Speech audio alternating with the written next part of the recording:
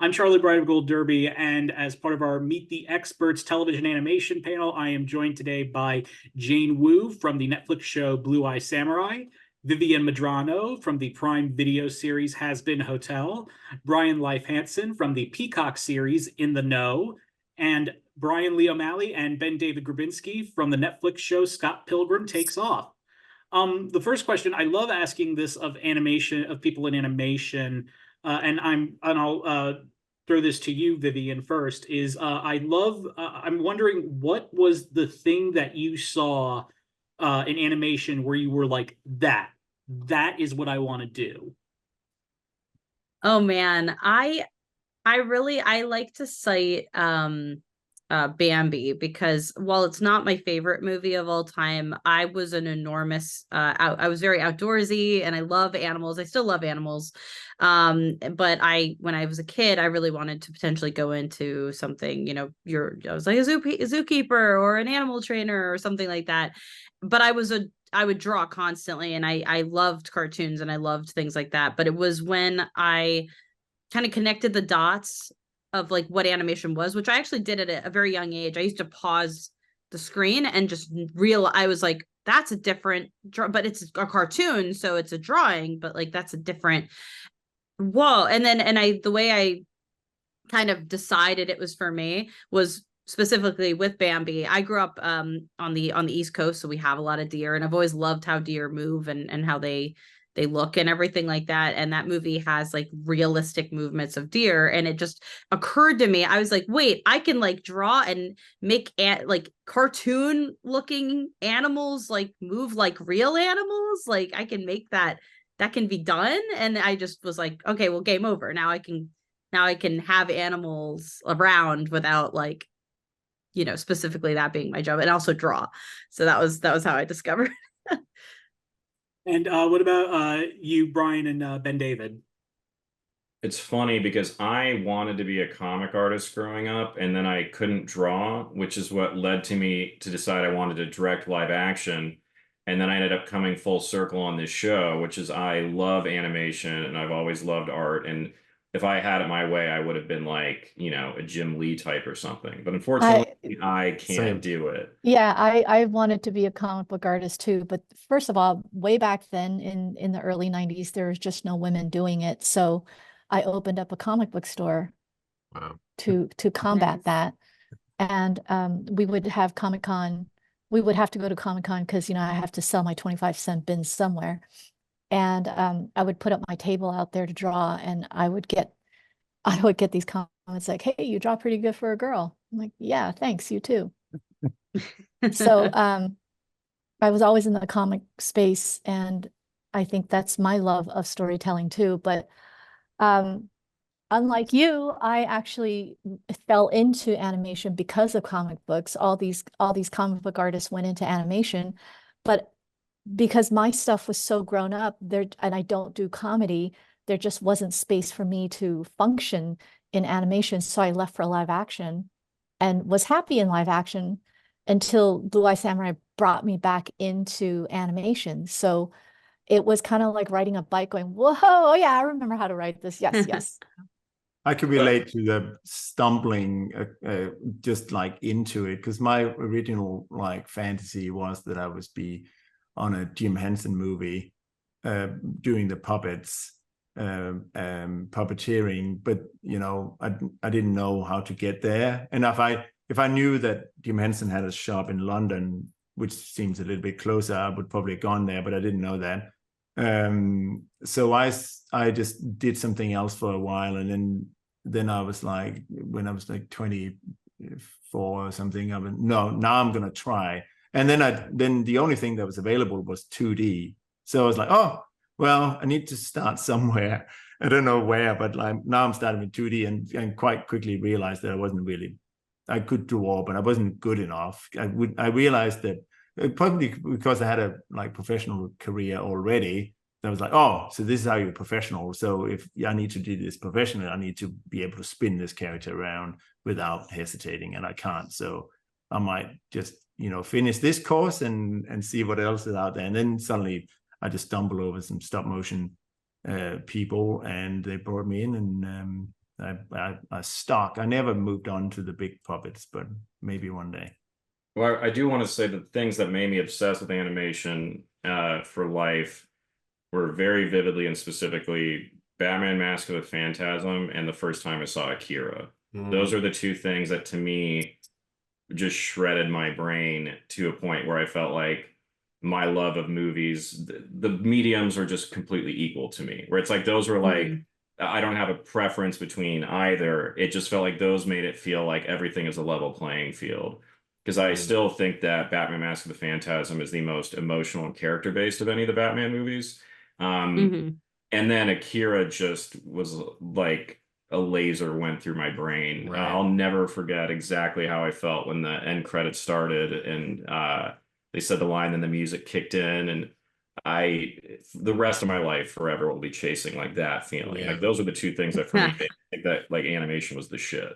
When I was in high school, it was like 1996 or something, and no one knew what anime was, and I edited a VHS tape to show my English class. I remember I had some of Akira, like the bike chase in Akira, and I had maybe like Record of Lodoss War, and just like all different genres. And I was just like, please watch anime, but no one did.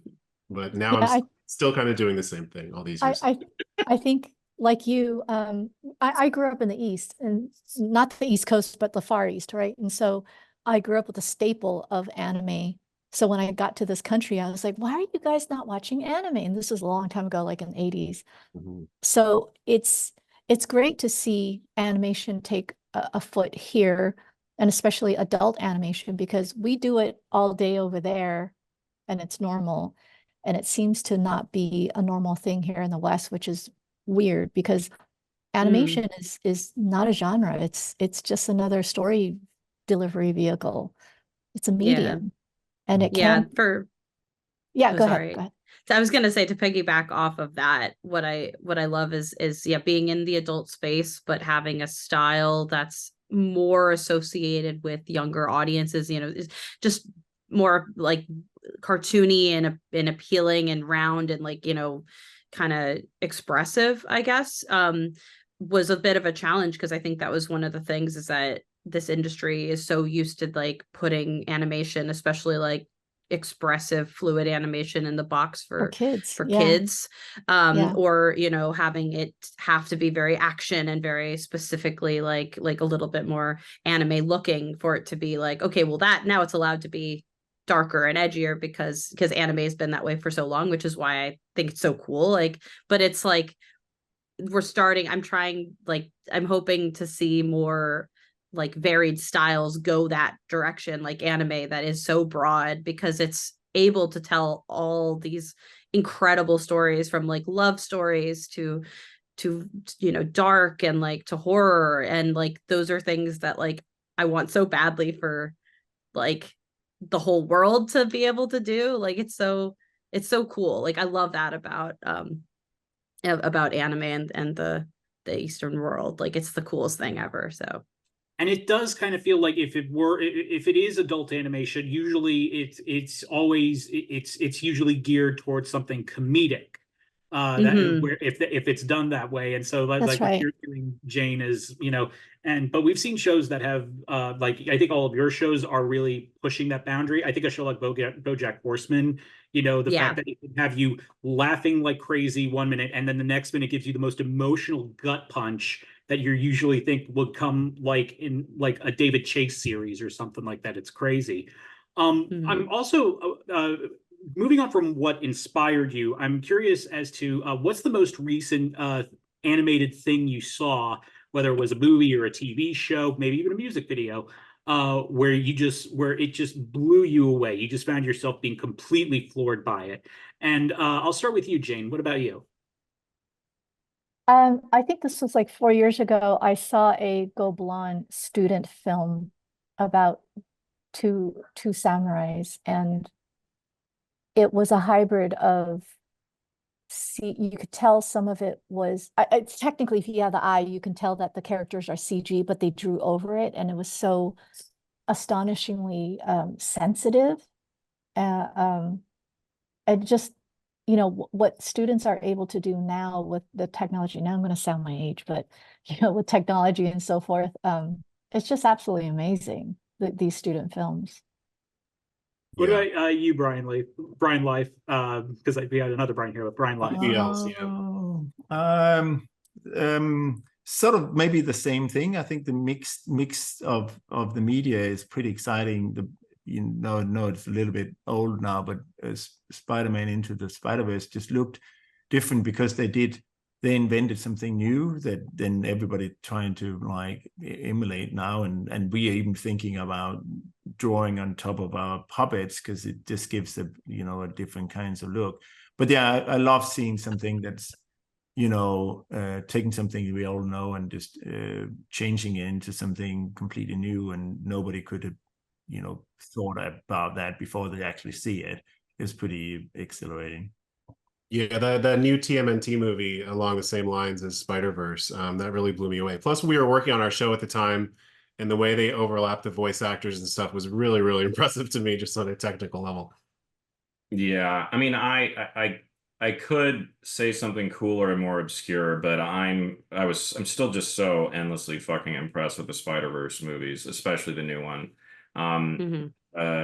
And the way that they varied up the looks between the different universes, where they weren't they didn't just settle to do the exact same aesthetic as the previous time, but the use of music and the visuals and everything with that, I just find so inspiring. And I do think that they've become, for American CG animation, they become like a real sort of sameness to design, or an overemphasis on like trying to be realistic instead of just being like having really interesting specific design work. I think that is I feel like that and Turtles were very inspiring to me, and it just felt like we're not going to get into as much of a rut for those things.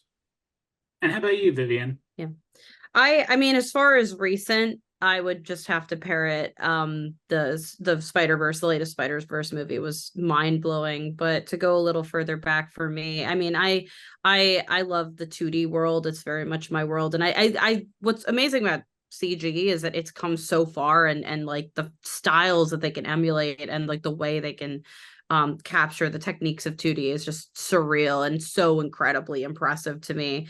But I really love the two that really, like, I think just influenced me really, really heavily, just seeing how they were, like, how incredibly visual they are, is I really loved the Rise of the TMNT. It was one of the Ninja Turtle iterations, it done in 2D by Flying Bark, and it's some of the most impressive hand-drawn like action animation I've seen, like outside of anime, and like it's so stylish, and I think it's very, like, the colors are so vibrant, so like that's something that really like stood out to me and was like a huge like later influence. Like, it feels like whenever we're like wanting to do action, we're like, can this be kind of Rise of the TMNT core, like, can it be a little bit like, because it was very impressively done. And I also adore the techniques that were mentioned earlier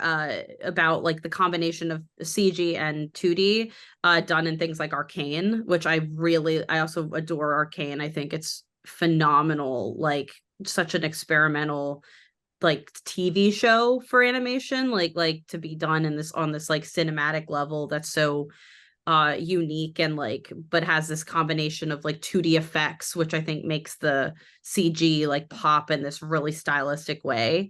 So I really like the combination of CG and 2D, especially when it comes to like the effects, because 2D effects are just so striking, and I think there's something about the stylization of them in combination with like really realistic and incredibly detailed and artistic CG, which we see more and more nowadays. It's so cool. I just want to say that one of the things that impressed me the most lately that I watched was I just rewatched City Slickers. And and I'm a big hand-drawn 2D guy, and I don't know why we stopped having hand-drawn animated opening credits. Who stopped that? Mm-hmm. And I sue whoever made that happen. Like, you got Ruthless People, Honey, I Shrunk the Kids, like, Mad bring World. that back. Which is Mhm. Mad, it's a yes, Mad I Men mean world. Pink Panther movies. Pink Let's Panther, yeah. Bring back animated opening credits. That's my demand to nobody. Yes. Yeah, bring back 2D. I feel like the last one I saw was I think one of the no, it wasn't Batman, it was Harley Quinn. I think the Birds of Prey movie maybe had animated opening credits, and I was like, yeah, that's cool. I missed that. It was either opening credits or like a really, really early monologue or something like that. Very near the start of the movie. And I loved that. Game of Thrones ruined that. Now everybody they want the slow dramatic opening. Yeah, everyone wants a map and some really dramatic music over it. Oh, here's the location where our episode's gonna take place. Ooh. You're stealing from me, Brian, because I blame everything on Game of Thrones. That's interesting, because when I pitched my show, I said I want to do this like Game of Thrones. What Game of Thrones did for TV, I want to do what Blue Eye Samurai is going to do for TV animation. It's so funny because Science Saru said that their Devilman Crybaby show, their pitch was it was going to be their Game of Thrones. And I can't really see it, but that's my favorite thing. I love when someone says, this is going to be my blank, but it is so incredibly different that you I don't even see the issue there. But I love that you were inspired enough to be chasing that, because a lot of times when someone says, well, it's gonna be my next Game of Thrones, they're like, well, there's gonna be a bunch of people vying for powers, and they live in different places, and there's a dragon, Right. Well, Game of Thrones. I suppose when I think what Game of Thrones did for TV was to elevate television, and they took a feature level quality and jammed it into a TV schedule. And having worked on Game of Thrones, that schedule was insane. But learning how they did that, I knew how to build that same pipeline for Blue Eye Samurai. So I suppose that was the only comparison, because we had no dragons in our show. That's the perfect comparison. Very specific. Right. It's very specific. I mean, I understood when you said it. It's more about quality. I decided when they said Devilman Crybaby, which I'd watched that show like 4 times, and if I had any show to compare it to, I can never think. And I think what they meant was something that feels like has a giant production value, but feels very adult. And then would take something that was usually niche and try to make it feel like as big and eventful as possible. Everyone. Yeah. And so the last question I wanted to ask here is just, since we're an awards site, I like to have a little bit of fun. And if by any chance your name was to be your program's name was to be called on Emmy night, what is the music you would want playing as you made your way up to the stage? And I'll start with you, Brian. I don't know. It's a really hard question for me, and I don't actually think I'm going to be on stage if this show wins, because I think like Zach and Brandon and Mike Dodds are going to be there. But so I don't know. Yeah, no answer to that. Probably some big brassy kind of show music. Yeah. And what about you, Brian, and BenDavid? You got one. I mean, obviously it'd be All I Do Is Win by DJ Khaled. Could go really generic and play We Are the Champions by Queen. That would work. Or I'm Sorry, So Sorry, that would work. I don't know. There's a bunch of great ideas. Probably All I Do Is Win. That would be it. Yeah, I would probably play that opening music from the Scott Pilgrim movie, that We Are Sex But Bump, because it that's good. It still blows me away. I had nothing to do with United States of Whatever would be good. Oh, that would be good too. And Jane? Mizu's theme from our show, or BTS Mic Drop. Yeah. The Steve Aoki remix. Yeah, for sure. Hell yeah. And what about you, Vivienne? Probably more realistic, probably would find something fitting from the show, because it would represent the show. That's probably the realistic answer, but the personal answer would be a little corny. I really love the song A Million Dreams from The Greatest Showman, which is a musical film that I really enjoy. I saw it like 7 times in theaters, so I feel like I feel like sentimentally, I think that's a pretty song and a fun song to represent. Well, Jane, Vivienne, Brian, and BenDavid, thank you so much again for joining us. We wish you all the best over the next couple of months. Thanks. Thank you so much. Thank you so much. Thanks, Thank you so everybody. much for having me.